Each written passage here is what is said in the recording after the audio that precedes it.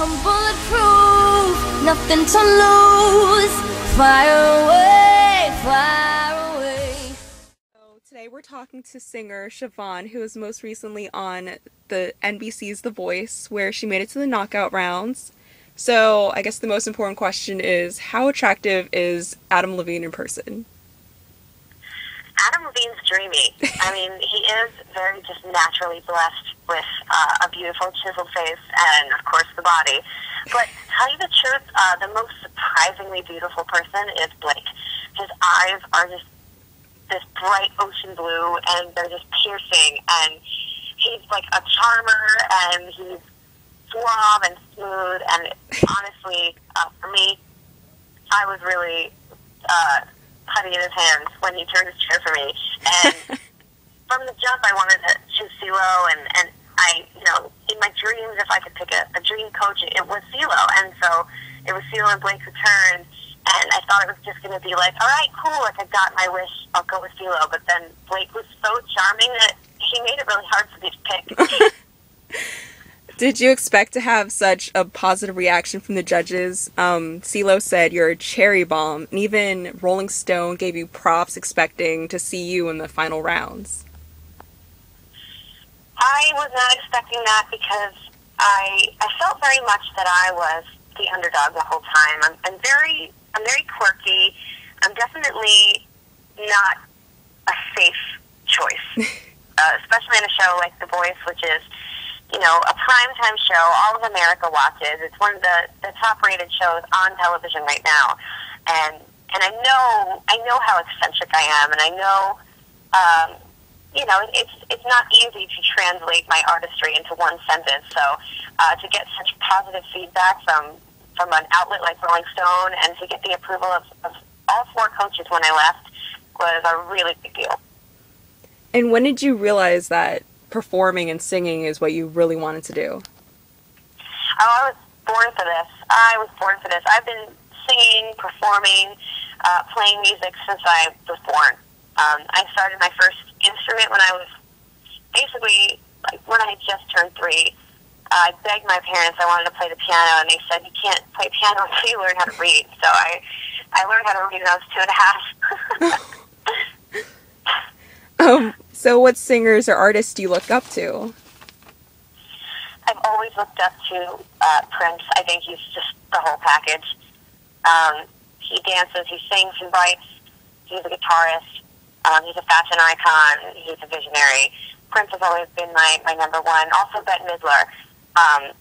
In addition to us looking quite similar, and both being very sort of brassy Jewish girls with belter voices, I just think that her knack for feeling out a crowd and doing things on the fly, and just being an all-around entertainer, I strive to be like her in that way. And she also pushed boundaries and reappropriated the sort of cabaret genre and made it really fresh during the height of her career.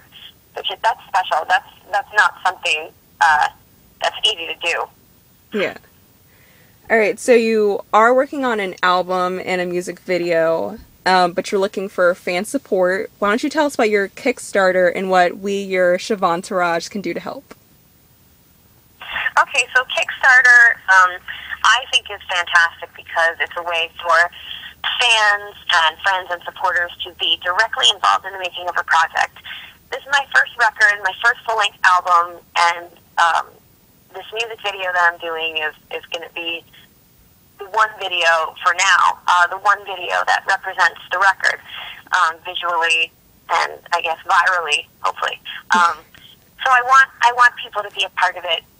And so Kickstarter, the way it works is that you create a project. In my case, it's a video and a full-length album, and you set a goal that you want to reach for funding, and then you have your fans and your supporters and friends donate however much they want, and for whatever bracket they choose, there's a custom-built bunch of presents and rewards. And I've taken the time to come up with really fun rewards. I've painstakingly worked on this Kickstarter Kickstarter profile page. I'm giving away clothes that I won on The Voice. I'm giving away my guitar. I'm making T-shirts. I'm going to invite backers to an online streaming private concert. I'm going to take requests from backers and put up songs on YouTube that they want me to put up.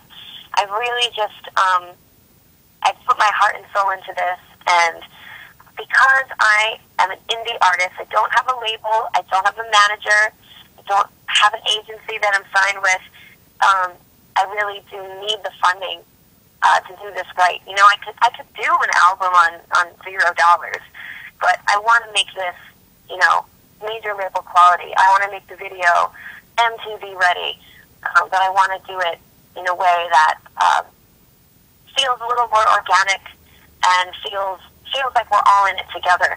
So I'm asking for $10,000, and that sounds like so much money, but I've done my research.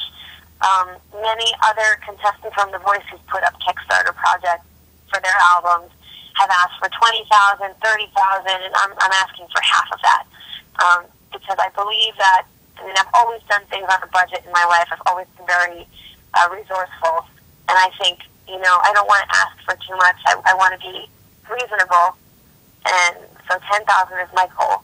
But if I do not make that goal and people do not pledge enough money, you know, if I don't get enough pledges, because, you know, I don't care if, you know, you want to donate $1, that's fine. But if there aren't enough pledges to make the goal, I don't get any money. Everyone gets their pledge back. They get the money back. So it's scary. It's an all-or-nothing adventure. But I really believe in this, and, you know, I'm just trying to promote it as best I can. I'm really, you know, I'm doing this on my own, and that's a big feat. Yeah, I believe in you. Thanks. So going back to the album, what kind of songs can we expect from you? It's going to be a pop record, but it's going to marry rock and soul underneath a delicious pop umbrella. There's going to be party tracks. There's going to be ballads. There's going to be rock, you know, like more like power rock. There's going to be more sort of hip-hop influence stuff, but it's all going to come together with, you know, the sense of humor that I always bring to the table. And I'm really, you know, I'm really like a lyrics girl. I work really hard on my writing, and, you know, I take pride in my craft. So it's going to be pop, and it's going to be fun, and it's going to be, you know, music to celebrate to and a party to and dance to, but it's also going to be intelligent. You know, I think that there's going to be something on the record for everybody. That's awesome. And I was looking through the Kickstarter rewards, and I saw that I think you're giving away shorts that you wore on The Voice, and just like looking at all your outfits that you wore, would you ever consider making like a fashion line, because you're so unique and crazy, but it works? Oh, well, thank you, first of all. And, of course, fashion has always been a big part of who I am as a performer and an artist. I love to make clothes. I am obsessed with, you know, reading fashion magazines, looking at runway collections, making mood boards from clippings that I find and Google image searches. I'm a very visual person, and I think, especially in pop music, you have to have something interesting to say visually as well as sonically. It's all about the whole package, and 150% of the time, each of my songs comes with a visual concept I have in my head, whether it's like a dream I had about the song, or a concept for a video, or just a specific design for a look. Fashion is always, you know, a huge element for me. And I pride myself in having a very out-of-the-box sort of fashion sense. And doing a clothing line would be a dream come true. And I would really, I know Gwen Stefani, when she started Lamb, she actually went to fashion school and learned how to make clothes, and learned about, you know, just the bare bones of just the tailoring and the craftsmanship. And that is something I would totally do. If I had the right opportunity, I would go in. I would learn. I would perfect my sketching, because I do love to draw, but I'm not, you know, I'm not Picasso. So definitely do a clothing line, though. So I dug around and I found your cat call video. Oh, nice. I just want to say I love the song. It's genius. And I love the video. Did you write it yourself? Yeah, I did write that song myself. And I brought it to a producer named Larry T, and he totally got what I was doing, and he made the song even better, and we had a blast working on it. But, you know, I brought the song to him all finished, and he just got it. He just totally got it. And then a bunch of my friends and I came together and recorded that video. It wasn't supposed to be a video. It was just one take of me lip-syncing during a photo shoot to my own song. But we saw the playback and we were just like, this is too good to waste. We have to put it up. Yeah, it's really good. So, what was the best advice that you received from the judges on The Voice? There was a time, so I was sitting down with Cee-lo and Rob Thomas, and we were having a sort of heart-to-heart on the couch before the battle round. And Cee-lo said, I see fire in you, and I feel that you're fearless, and I want you to just fan that fire. You know, keep it going, fan that fire. And that really stuck with me throughout the competition, even after being stolen by Christina. Fan that fire is something that I carry with me, and I think, you know, Cee-lo's words are few, but they're always powerful, and they always have more than one meaning. And I think in fanning the fire, it's also important to not let it get out of hand. And there were times on the show where, you know, during the battle round, Cee-lo himself said, you know, you may have overperformed tonight.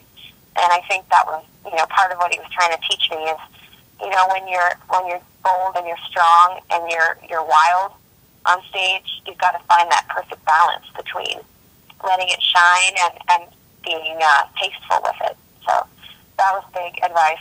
And then Christina, she was very detailed and very specific, and she really taught me how to focus on every phrase in a song, in a line, and just, you know, come at it like a student, come at it like a scientist or a surgeon. So, you know, I've got some priceless advice under my belt now. All right. So we know you can sing. We know you can dance. You have awesome fashion sense. You are one of the biggest personalities to come off of reality television as of this season. What other talents do you have? What other talents do I have? Well, I just learned how to cook. I'm not, you know, like Food Network level, but I do really enjoy it. And the reason I learned to cook is because my boyfriend's an excellent cook, and he cooks for me all the time. And I was like, oh, this isn't fair. Like, I want to give it back. I want to cook for you too. So I'm really good actually at sauces and condiments. I'm like kind of a sauce queen. Nice. I'm really good at like whipping up dips and different little, you know, accessories that go with main dishes. So I'm trying to hone that and get really good. Like I said, I'm also really crafty. I make jewelry and I draw and I make clothes. So those are just some of my talents. But I really like. It's funny because I say this all the time. I really can't do anything except music. That's, you know, that's what I've got. That's all I got. I can't play sports. My favorite song that you sang on The Voice was your duet with Avery, Titanium. I bought your version. It's insane. It's awesome. Will you sing a bit for us? What's that? Will you sing, like, just a bit for us? Will I sing it? Yes. Oh, boy. It's early, but sure. Let's see. All right. Am I being recorded? Yes. Okay. I'm bulletproof, nothing to lose. Fly away, ricochet, you take your aim. Fly away, you shoot me down, but I won't fall. I'm so down.